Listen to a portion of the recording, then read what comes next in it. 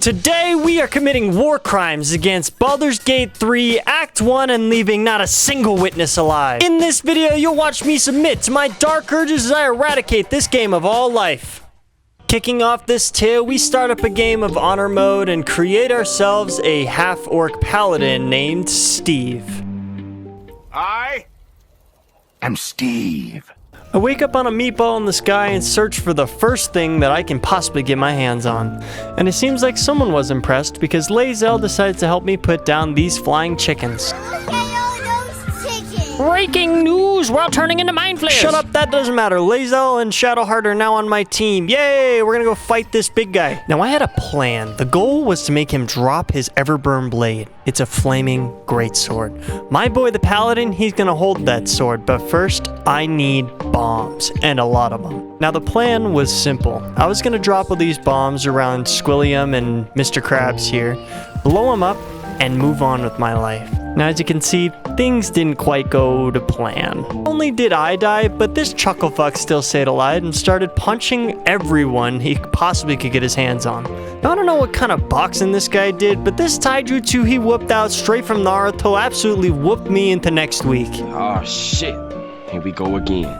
To really get genocide ongoing, I decided to go a little bit more pale to channel my ancestors as we wipe out the nation. So we run it back, and quite frankly, it's the same thing as last time. We get all the way back to Commander Zolk. Is that how it's said? Zolk? Zalk? Zolsh. Zilk. Either way, he sucks at holding his sword, so I make him drop it a second time, grab more bombs, and head my way directly to his face. It seems I didn't learn my lesson because Mans is still alive! So I decide to do the most rational thing I can think of and crash this plane. Landing headfirst on a random beach in the middle of California, I come to terms with who I am, which is a vile monster who really loves to look at Shadowheart. Wait, we need each other. Do you really mean that? Heading back to Plan A, which is killing everything on this planet, I realized I made a grave mistake. Oh, I didn't level up. These little brains are a lot stronger than you'd think, and with only 2 of me, being level 1, it is a very low chance that I can actually take these out.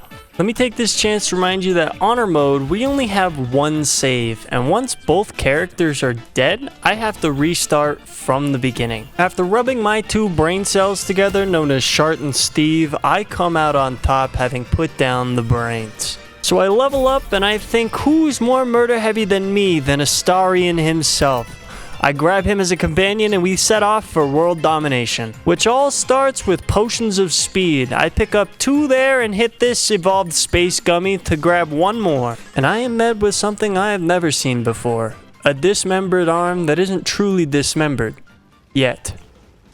You snap back to realize they have all come true. Help somebody, I'm having a heart attack. I'm dying, I'm having a heart attack. Somebody call life alert. 911, my grandmother, what do I do? Oh wait, I just broke my oath, it's fine. So I talk to this Swedish prince and commit to being an oathbreaker just in time to delete these devils.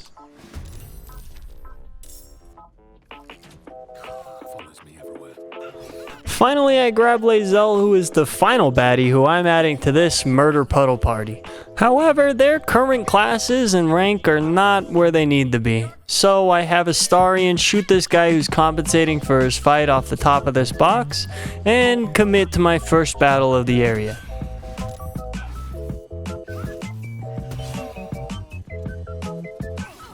Telling Shadowheart to continue to commit atrocities to buildings as well, we jump down this random hole to find a crew of bandits hiding underneath. Luckily, they were all fairly close to this conveniently placed fire barrel, which I absolutely lit on fire, taking out 2 of them. We leave the room and start to take care of the dregs that were left behind, walking through fire and, creating more fire myself. We delete our final victim and head towards Withers so we can finish out our classes to what we actually want. Fun fact.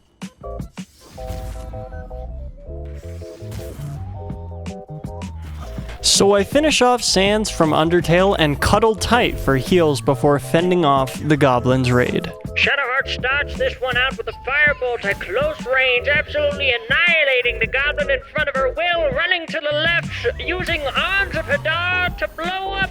That's 2 critical hits in one go. A dog just bit a man. Oh my god, it's hell out there. As I am not high enough level to take on the Emerald Grove quite yet, I head on to get a little more experience from further down the road by starting with these 2 sad couples. And if there's one thing I can't say no to, it's a good dog. So I go ahead and grab Scratch into our crew and we move forward to go kill Karlach, because she's not going to be in this campaign. I don't need her anymore, unfortunately. She's just not in this one. However, I do decide to take out the Knights of Tyr, as they are currently breathing the same air that I am, and that is just not okay. So I settle it the only way I know how, with flames, swords, and a lot of guts. Ow! Oh my god, that hurt! This guy packs a punch!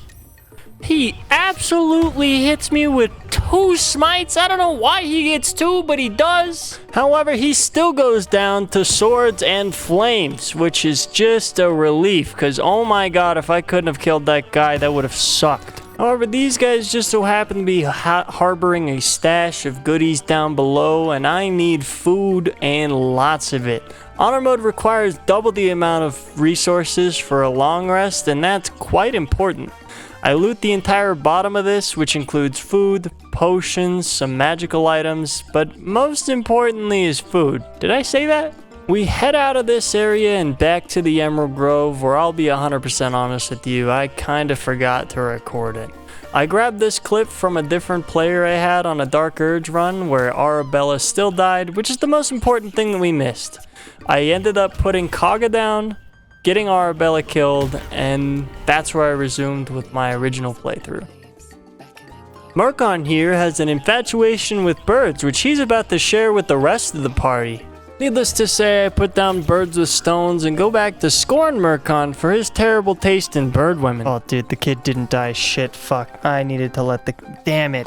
Oh. Of the 2 potential youngling deaths, I got 50%, which is fine. I picked up a backpack I planted onto Aaron earlier to take all of his supplies out of his shop after he died, and they worked. However, after killing Kaga, all the druids round up the finale of Tieflings into the prison lot for this murder slaughter fest, and it's kind of terrifying to look at if you weren't planning on killing everyone beforehand. For those of you that have done this on accident and then reloaded your save because you're like, oh, I didn't realize they were gonna start murdering and just committing genocide to the rest of the village. Yeah, no, that definitely happens. However, unlike that scenario, I was extremely prepared and decided to face it head on. There's only in Slavic Russia where we can face all 3 bears at the same time. Especially since these bears are not real bears. They are small bears, small little baby bears that light on fire with 1 little measly arrow. Whittling these 2 down, I kick this one in the face and slap the other bear with the pointy end of my fire sword to take out the Berenstain bears and move on to the rest of the crew. Aye! That hurts! Stop! Oh my god! Oh, thanks, Shard. I appreciate that. Cue the murder montage!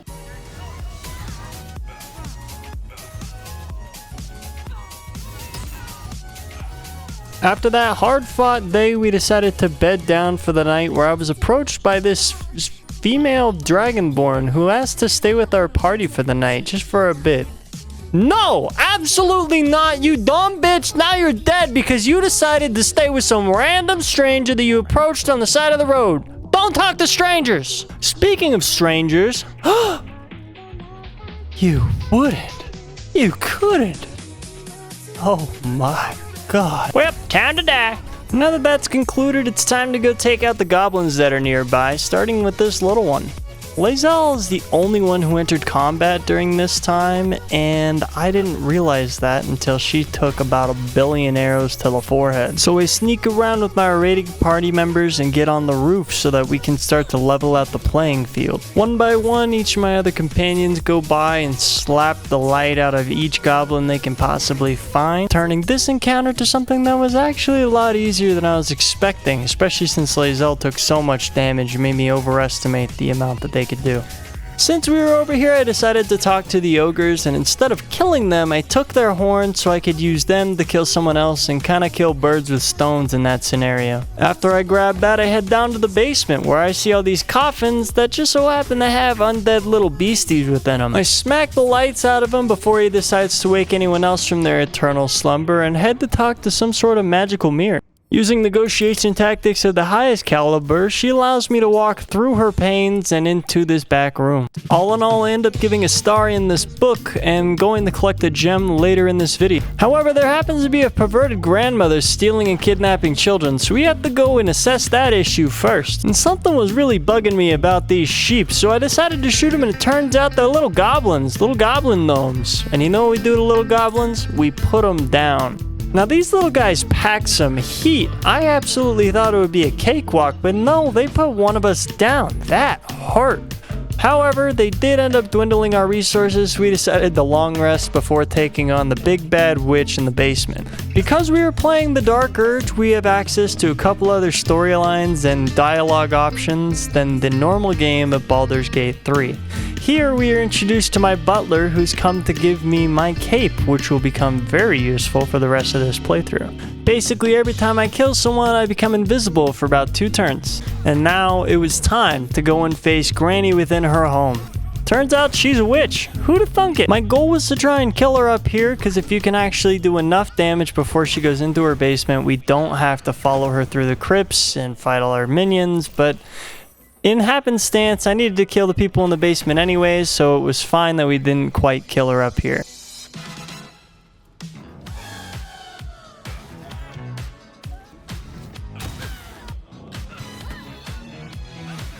After that murder spree, I take a potion of strength and move on to find the big bad. Now, because I was crouching with the rest of my team members, only 2 of them were caught in the crossfire before I actually started battle, but I was able to control the initiative a little bit better than normal. Now, the main issue with the witch is that she ends up casting projections of herself all over the map, so my strategy was to split up my team around the arena so that whenever we see one of these witches, we can hit them and attempt to get them out of the battlefield. When we found the real one, we ended up collecting together and attacking her all in full force. Seems like Mayrina was a little cranky at the situation that had just happened and the fact that I won, so I decided to silence her with a little bit of help from Lae'zel. Now, when Antietha was still a traitor, I ended up doing a tactic where I leveled up in front of her and put all of her materials into a backpack, which ended up giving me a boatload of potions of strength, some invisibility scrolls, all kinds of materials to help me out with the rest of this playthrough. And that night, I let Astarion suck me dry. Jokes aside, it's time to kill people once again, so I walk out here by the wheel and start putting gobbies down.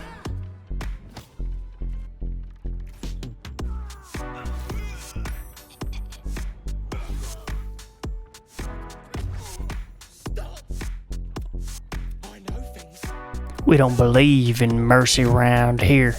I send the mans I was on the wheel flying to the moon, and then we head to go to fight some gnolls, which is where I personally am hoping to get an item. The most powerful bow in the game is known as the Titan String Bow, which just so happens to be locked behind a quest that involves the gnolls up the hill.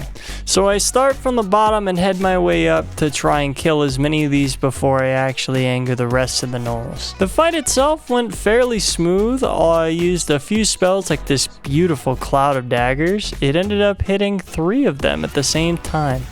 They also kept having to walk through it because of its positioning, which was just stellar. Now, I loved this cape because every time I killed something, I turned invisible, which was extremely useful as a frontliner, so I didn't lose all of my health in one go. I ended up having Shadowheart as a sorcerer, Astarion as a monk, and Lae'zel as a ranger for those of you that didn't catch on. I forgot to mention it, but that's what I changed their classes to. I send the cleanup crew in on the back line to finish this fight out and head towards the main meat of the show.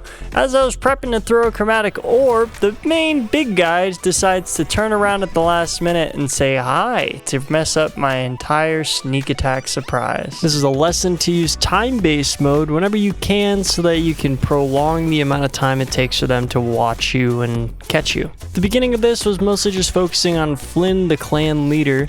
Once he's dead, I'm able to focus on all the little ones, and it's less risky as a whole. I feel lucky that I was able to kill him as soon as possible because he has a multi-attack that shoots like 6 bows or 6 arrows at the same time, and it absolutely annihilates people. However, we're able to clean up the rest of these jockeys and end this in the most fantastic way, a fall from the heights. We talk to Mans to potentially get our chest, and eventually we decide to kill him too, because this is a campaign where we kill everybody. We can't leave those guys out too. So we steal the chest that they were guarding and head into the city. I decide to pick a fight with these guys because honestly I was feeling very confident. But they have numbers. As I was watching them collect up and I was watching the amount of damage that I was doing, it was not looking like this was going to be a good fight. So preparing for the worst case scenario, I had Steve drink a speed potion so that we could get another attack and book it if we had to. Right now I have all 3 of my other characters at about half health and Steve is still full health. Now although I wasn't feeling fairly confident at this point, I still tried my best to do as much damage as possible. This would have been the first encounter that I had to run away from. So to try and avoid running away, I decided to stick it out and fight, and I paid for it. Once their backline got to the front and was able to start dealing damage, I started to drop like flies. So I did the only sensible thing and hightail it the fuck out of there. I dipped so fast, I got out of dodge way quicker than anybody else possibly could have. I end up circumventing the whole thing, reviving everyone, and going to kill this cow just because he's in the back here. Turns out when you go and talk to the Knights of Tyr after the fact, they don't really care. I turn in the quest for the chest to this lady and I go pick up the bow that I have been searching for, the Titan string bow. Lae'zel was my ranger, but she is now going to get a huge power upgrade. I chuck Lars down into the pits below and send an arrow to explode the rest of the crew. As the dust settles, I'm left with one who I blow up as well. Within the back of this area, there's all these traps and a couple of more hunters that we decided to pick a fight with. It turns out to be 3 wolves and 3 humans. We knocked them out fairly quickly. It was time to head to the Goblins camp, and I had just killed Dror Ragzun, the big one. And then I noticed that my recording button wasn't on. Still getting used to this, I will get better. But we head in to go kill Minthara because she's one of the next leaders left within the area. Not too worried about here, and it looks like we only pissed off the eye and one of the goblins. This scrying eye is so hard to kill, by the way. It only takes damage to a couple of things, and it looks like the only person that I could use to attack it was Lae'zel with that brand new fancy bow I just got. The rest of these goblins are fairly easy because I can actually hit them, but the amount of resistances on this seeing eye is just insane. You can see the top right there with like barely any health loss, and I've thrown maybe 6 attacks into it. That goblin just shot me through the wall. So I climbed this ladder and decided to eliminate the 2 threats behind it. All in all, this fight wasn't too terribly difficult. It was mostly just dealing with the monotonous amount of enemies that were in the area. And now you all get to see me spend a stupid amount of time shooting this scrying eye. That's 2 attacks, 1 critical miss. Shadowheart's throwing fire at it to see if spells will do any damage. They won't. So then I throw my boy up here with a crossbow. Keep in mind we get 2 attacks. So I'm going to shoot him from a distance thinking that maybe it's a ranged thing. That's why Lae'zel can be the only one to do damage. But no. That hit but didn't do a single point of damage, which means it must be so low that it's just resisting it entirely. So I then send Lae'zel to shoot it because she's first in turn order. Since she just killed the last goblin, she couldn't shoot this last time. First arrow doesn't do a thing. The second arrow, though, is what finally finishes it off. Good lord. Minthara wakes up from her cat nap and decides to start casting spells in the middle of the map. Hold Person is an extremely powerful spell. If she gets to Shadowheart here, she can end up just one-shotting her entirely. Now I know what you're thinking. I can push her into the side. I just thought about it, and it's a bad idea because she has 2 very good magical items on her. They aren't game enders, but they will help me get further through the axe. The spider silk armor she has on actually may follow Lae'zel to the final act. I then headed down to go say hi to Halsin, who I still have yet to save. Initiating combat here was pretty quick. All I had to do was take out the 15 or so goblins that were here. Luckily, Lae'zel unlocked an instant kill button. I felt pretty confident about where I placed in this area. I think everything I could pretty much one-shot, and if I couldn't one-shot, I had another character that had a very powerful move against it. The only thing I needed to care about was that Halsin was on my side while fighting the goblins, and then I was debating on taking him into my crew rather than killing him here. Druids have the wild shape ability, which give them access to being small creatures such as rats. Some areas, it's actually really easy to get past to have a rat around. With all the goblins gone though, we had to focus finally on these wargs, which were pretty easy to exterminate. We ended up talking to Halsin, speaking about the camp as if it was totally still there, and then saying, hey, come join us for later adventures. I thought the Titan string bow might now be enough for me to take the tier paladins on once again, so I positioned them correctly and prepped to start a fight. Now that my front line was in position and my back line is far enough, I have Lae'zel shoot the first arrow. Now the goal was to shoot from stealth so that she wouldn't put me into combat, and it looks like they immediately threw the front line into combat, but not her. I was able to get a couple of attacks off from a distance before we finally got pulled into initiative order. So the last time I fought them, I believe there were more soldiers here than there are currently. I only count about 4 that were in this encounter in total, whereas last time there was almost double that, 8. I searched all over to try and find them to see where they might be.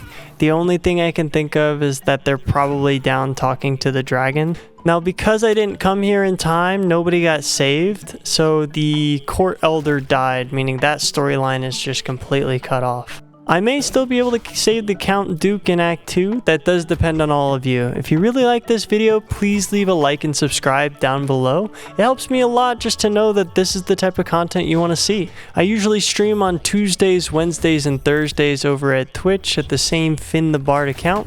Hope to see you all there, but we decided to pick a fight with the Vampire Slayer up there just because we have a Starion on our team, plus he lives and breathes the same air that we do, and that is a problem. We have Lae'zel go ahead and start dealing some big damage as she uses her bow and arrow to chunk about a quarter of his health.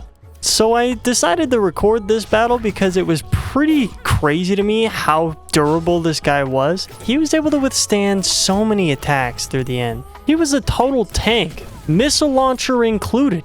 It's insane how much damage this guy does while also just having a super ceiling high AC. Next up was the Goblin camp, which we decided to enter through the back door. I personally don't use the back door very often, but for this playthrough it felt like it was a necessary cause. So I cast Featherfall and jumped to my death.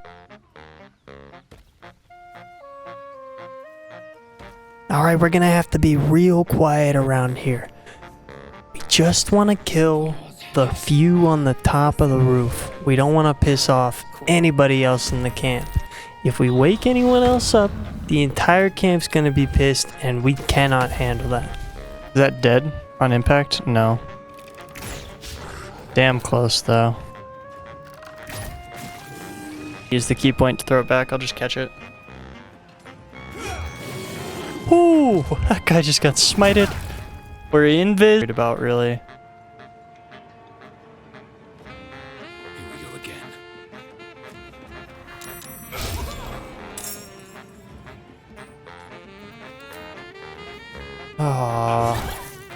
My plan was to ignite those barrels that I set earlier in the center of this camp from up here after having cleared the top side of the camp. The problem is there aren't enough barrels around, so I was hoping I could still be friendly and walk through the camp without any worry. With the amount that were on me, I saw that they were able to get up through a ladder on the right side, so I needed to kill that first if I even wanted to try. I didn't know if I'd be able to survive another turnaround, so I immediately grabbed Lae'zel and had her book it as far as possible. Now it may not look like it, but those goblins are fast and they can move fairly far across the map and get us surrounded within an instant. So I made it a priority to get Lae'zel out and sacrificed Astarion in doing so. Luckily, she's able to one-shot that goblin because she was running out of movement to actually be able to flee. The main thing I care about here is that I don't end the honor mode run. If I have one person alive, they can revive the others. And because of the backpack glitch with them dying, I've been able to get an influx of gold, so I'm not too worried about the payment for it. However, Astarion died fairly close to me, and the Scroll of Revivify has a fairly large range. So I tried to get to the very edge of the rain, get Astarion up here, and try to heal him so that he can book it as soon as he possibly can. I also had a Misty Step available, which was able to get me about where I would have dashed to anyhow. I end up watching to see how the goblins will react, and they start jumping up the side of the wall. I was not expecting that to be the way for Astarion to go down.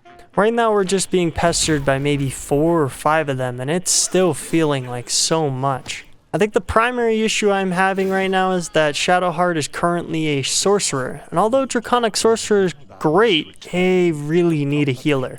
I'll switch her later, but now I need a plan. I had a thought. If I could use Disguise Self on Lae'zel and have her become a drought, will the goblins know that I was the one who ended up killing their leaders? I needed a new strategy, so I tried using turn-based mode. If you can get enough arrows into someone before the turn-based mode ends and you are able to sneak out of their line of sight, you can do damage to them before they find you. Now the reason turn-based mode is important is because they need to remain still for this action. If they can move and start to investigate, that becomes a problem. So I take out their ladder that they could potentially get up to us with and begin to snipe the camp one by one, all while attempting to stay stealthy enough so that there's no issues with them coming forward. Here I approached a little too closely, but their numbers were whittled down fairly close. I think I'll just keep a similar strategy and move up towards the main platform. I was able to get out of initiative order and sneak to the top while I could just start sniping from above. A minor illusion would help drag everyone to the center because again, I really wanted to use those barrels that I planted earlier in the center of the courtyard. To test to make sure that they weren't able to follow us up here, I had Lae'zel start picking off the ones on the bottom just in case there was another route up here that I wasn't aware of. The only one I know about is on the other side of the bridge, so I decided to start clearing that first, and her shots were on point. I get 3 attacks with Dread Ambusher, and good lord were they useful. Do you see where they all lined up? They're within our barrel range. And with that, I knew we could take the rest of the fort on, no questions asked. I start to get work on everything that's far away. Lae'zel, take the troll, everyone else take whatever's close.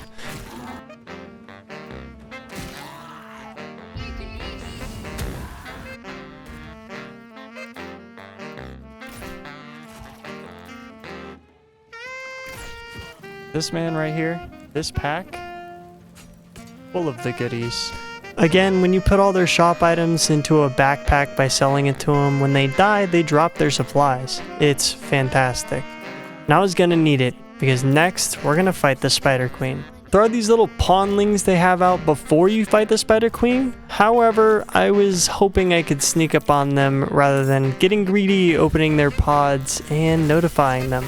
Luckily, only 2 of them can attack me during this round, which is truly a godsend.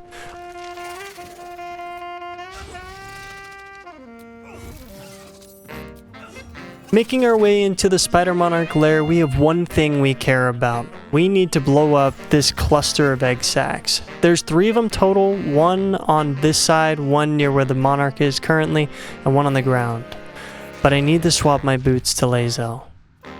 And when I did that, it sent out a web notification to all the spiders. I cannot have this spider notifying the queen. It needs to die now. It's dead.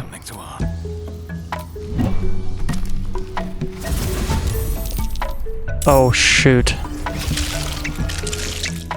Fuck. Wait. I still have Lae'zel. Oh, and she just brought in everyone else. Okay. Huh.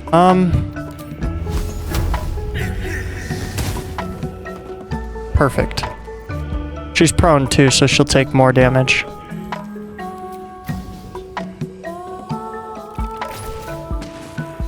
Can't even reach him. That sucks. Alright, whatever.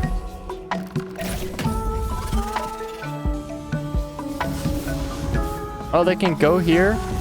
That sucks.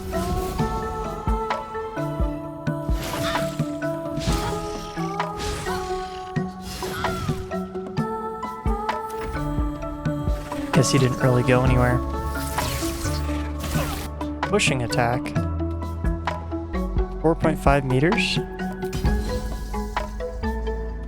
She goes straight into the abyss. She dies. What does she have in her body? It's a 16% chance to hit too, so like the likelihood of her dying is actually not very high. Is this why I have disadvantage? I'm threatened. Yeah. Okay, hold up.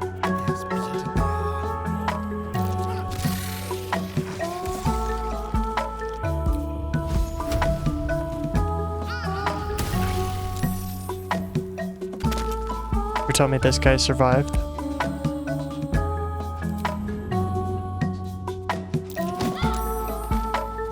Bye, Spiderling. I kinda wanna do it. What are the chances it happens? 40%. The exact chances. She saved. Gossamer Tomb? Bruh. You know what? No.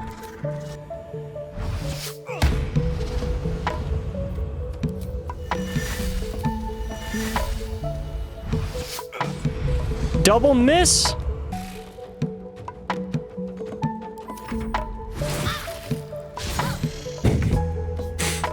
Girl. She's messing with the spiders.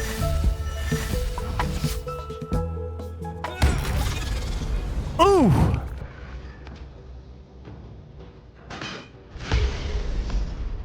In case you missed it.